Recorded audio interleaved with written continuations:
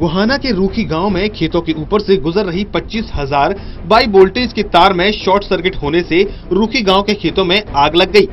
आग लगने से 25 एकड़ गेहूं की खड़ी फसल जलकर राख हो गई।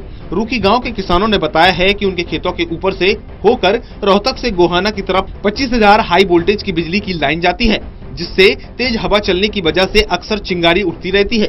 आज भी जब किसान खेतों में काम कर रहे थे तो बिजली के तारों में शॉर्ट सर्किट होने की एक चिंगारी नीचे खेतों में जा गिरी, जिससे गेहूं की खड़ी फसल में आग लग गई। देखते ही देखते आग खेतों में और भी फैल गई।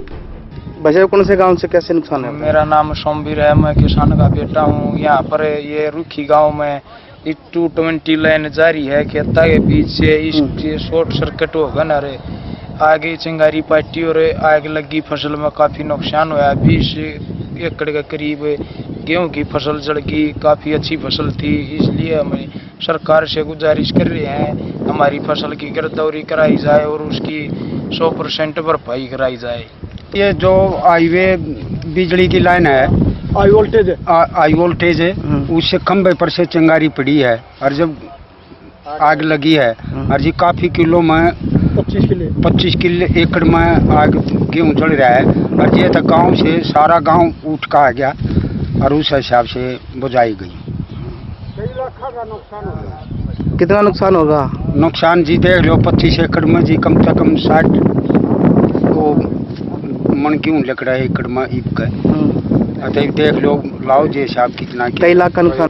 आग की सूचना मिलते ही पूरे गांव के लोग मौके पर पहुंच गए। ग्रामीणों ने बताया कि कई बार फायर ब्रिगेड अधिकारियों को फोन करने के बाद भी समय पर फायर ब्रिगेड की गाड़ी समय पर नहीं पहुंची, लेकिन जब पहुंची तो खेतों का कच्चा रास्ता होने से रास्ते में फायर ब्रिगेड की गाड़ी फंस गई।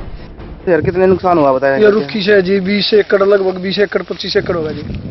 कैसे लगी आग? ये 220 वाली आज जी लाइन है पावर की, इससे शॉर्ट सर्किट हुआ है। ये गांव वाले कटाई कर रहे थे, गांव वाले ने गांव में फोन कराया भाई आग लगी।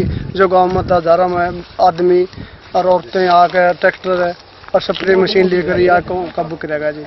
फायर ब्रिगेड आई जब काबू कर ली थी, पुलिस भी मौका पा ली थी। तो फायर ब्रिगेड मौके पे नहीं पहुंच सकी? ना जी काबू कर ली थी, आग ली थी, काबू कर ली थी। उस टाइम पे फायर ब्रिगेड की हमने मदद नहीं ली।